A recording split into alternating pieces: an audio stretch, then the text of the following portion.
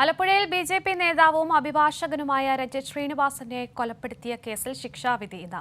നേരത്തെ മാവേലിക്കര കോടതി ഇവർ കുറ്റക്കാരാണെന്ന് കണ്ടെത്തിയിരുന്നു. എസ്.ഡി.പി.ഐ പ്രവർത്തകരായ 15 പേരാണ് കേസിലെ പ്രതികൾ. ഷാജഹാനുണ്ട് കൂടുതൽ വിശദാംശങ്ങളുമായി.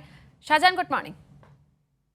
മോർണിംഗ്. ഷാജഹാൻ, 15 പേരും കുറ്റക്കാരാണെന്ന് കോടതി കണ്ടെത്തിയിരുന്നു. അതിൽ 1 മുതൽ 8 വരെയുള്ള പ്രതികൾക്കാണ് ഈ സംഭവവുമായി നേരിട്ട് ബന്ധമുള്ളതെന്നും അന്ന് കോടതി പറഞ്ഞിരുന്നു. ഇന്ന് ശിക്ഷാവിധി വരുമ്പോൾ എപ്പോഴാണ് ശിക്ഷാവിധി പ്രഖ്യാപിക്കുന്നത്? എന്താണ് പ്രതീക്ഷിക്കേണ്ടത് കോടതിയിൽ നിന്ന്?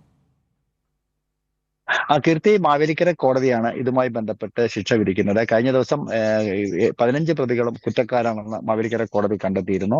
ഇതിൽ 8 പ്രതികൾക്ക് ഈ കേസുമായി രഞ്ജിത്ത് ശ്രീനിവാസനെ കൊലപ്പെടുത്തിയ കേസിൽ നേരിട്ട് പങ്കുണ്ട് എന്നുള്ളത് വളരെ കൃത്യമായിട്ട് കോടതിക്ക് ബോധ്യപ്പെട്ടു.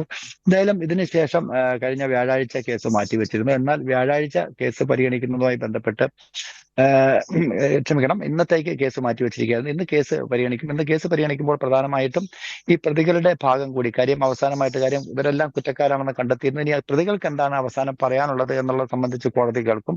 ഈ 15 പേരുടെയും മൊഴികൾ ഇന്ന് കോടതി രേഖപ്പെടുത്തും. അതിനുശേഷമായിരിക്കും ശിക്ഷാവിധി ഉണ്ടാവുക. ഒരു പക്ഷേ ഈ ശിക്ഷാവിധി നാളത്തേക്കാകാൻ സാധ്യതയുണ്ട് എന്നാണ് നമുക്ക് അവിടെ നിന്നും മുതിർന്ന അഭിഭാഷകരിൽ നിന്നും നമുക്ക് മനസ്സിലാകുന്നത്. കഴിഞ്ഞ ദിവസം ഈ കേസുമായി ബന്ധപ്പെട്ട് എസ്.ഡി.പി.ഐ പ്രവർത്തകരായിട്ടുള്ള 15 പേരും കുറ്റക്കാരാണെന്ന് കണ്ടെത്തിയിരുന്നു.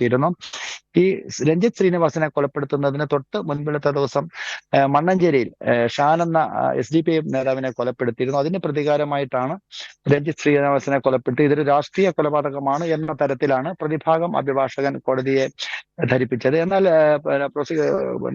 വാദികൾക്ക് വേണ്ടി ഹാജരായ അഭിഭാഷകൻ പറഞ്ഞത് ഇത് ഒരു രാഷ്ട്രീയ കൊലപാതകമല്ല, മറിച്ച് ഇത് അപൂർവങ്ങളിൽ അപൂർവമാണ്. അതുകൊണ്ട് മാക്സിമം ശിക്ഷ, വധശിക്ഷ തന്നെ പ്രതികൾക്ക് നൽകണം എന്നുള്ളൊരു വാദമാണ് അദ്ദേഹം മുന്നോട്ട് വെച്ചത്. ഇത്തരത്തിൽ വാദമുഖങ്ങളൊക്കെ കേട്ടു. അതിനുശേഷം പ്രതികൾ കുറ്റക്കാരാണെന്നും കോടതി കണ്ടെത്തിയിരുന്നു. ഇന്ന് എന്തായാലും ഈ കേസുമായി ബന്ധപ്പെട്ട് ഏറ്റവും ഒടുവിലായിട്ട് ഈ 15 പേരും പ്രതികളായിട്ടുള്ള 15 പേരുടെയും വാദം കോടതി കേൾക്കും. എന്താണ് ഇവർക്ക് പറയാനുള്ളത് എന്ന് കോടതി കേൾക്കും. അതിനുശേഷമായിരിക്കും ശിക്ഷ വിധിക്കുക. ഇതിനുശേഷം ഏതാണ്ട് ഈ 15 പേരെയും ഇന്ന് മാവേലിക്കര സബ് ജയിലിൽ നിന്നും കോടതിയിലെത്തിക്കും. ഇവർക്ക് പറയാനുള്ള മുഴുവൻ കേട്ടതിന് ശേഷം ഒരുപക്ഷെ ഇന്ന് സമയമുണ്ടെങ്കിൽ ശിക്ഷാവിധി ഇന്നുണ്ടാകും. അതല്ലെങ്കിൽ നാളത്തേക്ക് ശിക്ഷാവിധി ഉണ്ടാകാനുള്ള ഒരു സാധ്യതയാണ് നമുക്ക് കാണുന്നത്. എന്തായാലും പ്രതികളെല്ലാവരും കുറ്റക്കാരാണെന്ന് കോടതി കണ്ടെത്തിയിരുന്നു. പിന്നെ ഇവർക്ക് എന്ത് ശിക്ഷയാണ് നൽകേണ്ടത് എന്ന് സംബന്ധിച്ചുള്ള അന്തിമ തീരുമാനം ഇന്ന് ഉണ്ടാകുമെന്നാണ് നമുക്കറിയാൻ കഴിയുന്നത്. ശരി, വ്യക്തമാണ്. ഷാജഹാനാണ് കൂടുതൽ വിവരങ്ങൾ നൽകിയത്.